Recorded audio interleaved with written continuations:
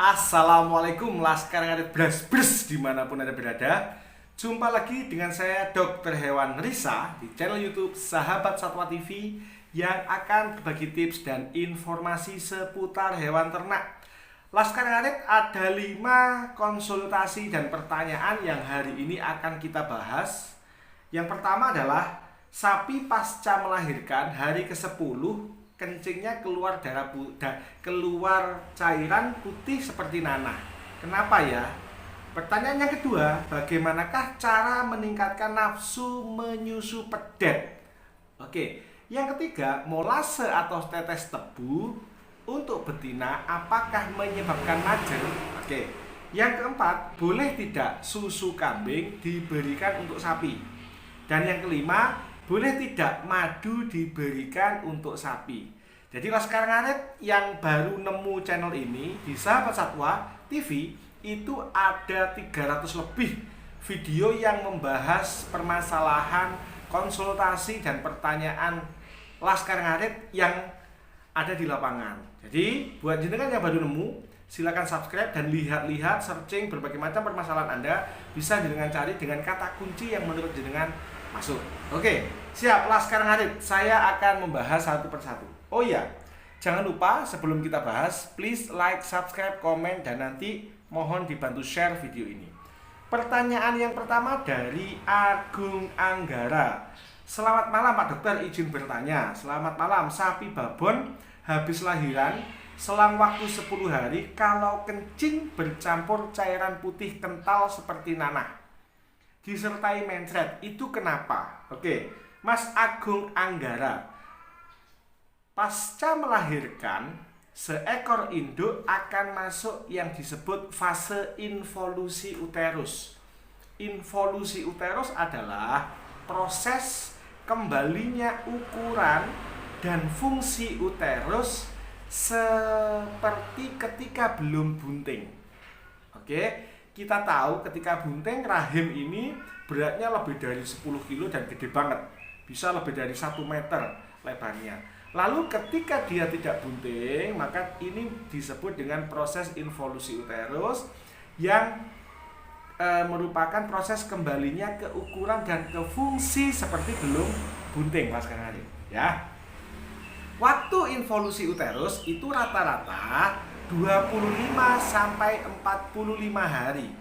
Ada yang sampai 55 hari, Laskar Ngarit. Nah, dalam proses involusi uterus akan keluar lendir, akan keluar darah.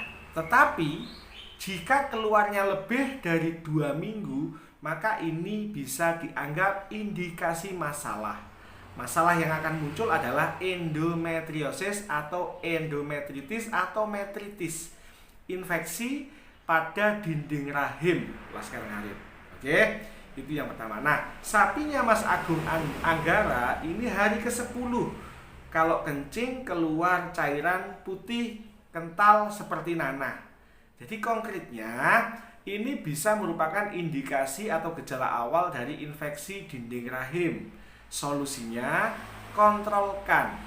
Biasanya dokter akan datang lalu memeriksa dan akan memberikan kombinasi antara antibiotik, anti radang, bahkan mungkin treatment hormonal. Dan jangan lupa Mas Agung Anggara, perbaiki nutrisi agar ketika nanti rahimnya sapinya jenengan pulih, oke, body condition score si induk ini bagus, maka bisa langsung birahi. Oke, semoga bisa menjawab pertanyaan dari Mas Agung Anggara. Laskar Ngarit, pertanyaan yang kedua adalah dari Dwi Susanto. Bertanya, mau nanya Pak Dokter, cara meningkatkan nafsu nyusu pedet. Bagaimana ya? Pedet saya umur 4 hari nafsu nyusunya rendah. Dan kalau nyusu harus dibantu. Soalnya susu induknya kebesaran sampai lutut kaki. Mohon dijawab. Oke, siap. Di video saya sebelumnya telah kita jelaskan bahwa syarat awal sapi mampu menyusu adalah saluran nafas dari si pedet itu bersih. Bersihnya ketika proses persalinan berjalan lancar dan bisa sudah jenengan bersihkan. Bila saluran nafas tidak bersih, resikonya sapi akan mengalami gangguan pernafasan. Gangguan pernafasan jelas akan berpengaruh pada kemampuan mengedot. Oke. Tetapi bila masalahnya ada di induk, karena susunya ini terlalu panjang dan sampai ke lutut, maka yang bisa jenengan lakukan adalah memeras atau memerah susu si induk, memindahkannya di dot dan memberikannya secara manual atau ditolong. Jadi itu salah satu opsi yang bisa jenengan berikan pada pedet. Lalu bagaimana cara meningkatkan kemampuan menyusu? Ini seiring waktu. Bila pedet ini cukup mendapatkan kolostrum 5 hari pertama, maka hampir pasti pedet ini kondisinya akan stabil. Nafsu menyusu kuat, pernafasan bersih, dapat kolostrum, grafiknya akan naik. Tetapi bila dalam proses melahirkan dia tidak bersih, susu induk terlambat masuk, kuantitas dan kualitas yang masuk berkurang, maka grafik kondisi anak akan turun. Begitu. Oke, konkret. Peras sapinya, induknya, dot, dan berikan pada si pedet sampai dia betul-betul strong. Jangan sampai terlambat. Ngedoti susu pada sapi atau pada pedet bisa dilakukan setiap 4 jam sekali dengan ukuran bahwa lambung pedet sebelah kiri sudah terepes atau sudah terisi susu. Oke, pertanyaan yang ketiga dari pertanyaan yang ketiga dari Ikhwan Udin bertanya, molase atau tetes tebu buat sapi betina apakah bisa menyebabkan majer? Oke, ketika kita berbicara tentang majer, sebenarnya kita berbicara tentang gangguan reproduksi. Gangguan reproduksi itu banyak sekali Laskar Ngarit. Hipofungsi ovarium menyebabkan birahinya tertunda. Involusi uterus tertunda menyebabkan birahinya mundur. Infeksi pada rahim menyebabkan metritis sehingga tidak birahi. Oke, korpus luteum persisten tidak birahi, birahi panjang, silent heat, kurang nutrisi dan banyak sekali. Apakah tetes tebu bisa menyebabkan kemajiran? Bila tetes tebu diberikan di luar anjuran produsen. Artinya ketika berlebihan maka akan menyebabkan permasalahan. Kita tahu tetes tebu adalah produk sampingan dari pengolahan gula, di mana kandungannya sangat tinggi, fruktosa, sakarosa, dan lain-lain. Dia memiliki kadar karbohidrat, protein, dan lain-lain. Ya.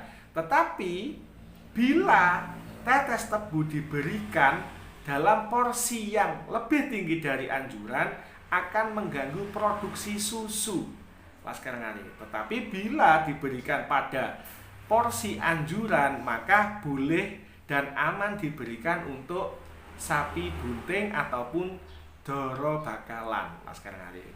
Oke, siap Mas Ikhwanuddin, semoga jawaban saya mampu memberikan sedikit penerangan. Intinya boleh selama tidak berlebihan. Pertanyaan yang keempat Laskar Ngarit dari Ramadhani. Assalamualaikum dok. Waalaikumsalam. Mau tanya nih, kalau pedet dikasih susu kambing ada efek nggak ke pedet? Soalnya sapi darah yang baru lahiran nggak keluar susunya. 3 hari memang mencret, 3 hari setelahnya sudah seperti biasa. Siap. Susu kambing apakah boleh diberikan kepada sapi atau kepada pedet?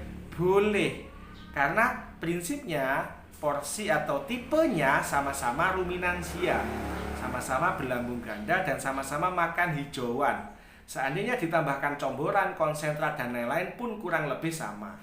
Yang penting adalah ketika kita menggunakan susu kambing untuk menjadi susu pengganti induk, yang harus dengan lakukan adalah memastikan susu ini steril atau bersih atau bebas kontaminan. Yang kedua, susu yang sudah diberikan itu tidak lebih dari 2 jam. Jadi harus selalu baru. Yang ketiga, tempat atau dotnya harus selalu steril. Karena permasalahan utama dari pemberian susu non induk adalah kontaminasi bakteri karena tempat yang kotor. Siap, itu. Pertanyaan yang kelima, Laskar Ngarit. Farhan Dani Saputra. Pak dokter, baik tidak madu diberikan untuk sapi yang sedang bunting? Mohon dijawab. Madu mengandung karbohidrat, mengandung protein, mengandung lemak, dan madu aman diberikan pada sapi yang sedang bunting, Laskar Ngarit. Jadi apakah boleh? Jawabannya boleh. Berapa takarannya? Dikira-kira. Bila 1 sendok tidak muncul masalah dan jenengan tidak keberatan, hajar aja 1 sendok atau 2 sendok tidak masalah. Sekian Laskar Ngarit Bras-Bres. Jangan lupa please like, subscribe, komen, dan mohon dibantu share video ini. Laskar Ngarit Bras-Bres, semangat. Assalamualaikum warahmatullahi wabarakatuh.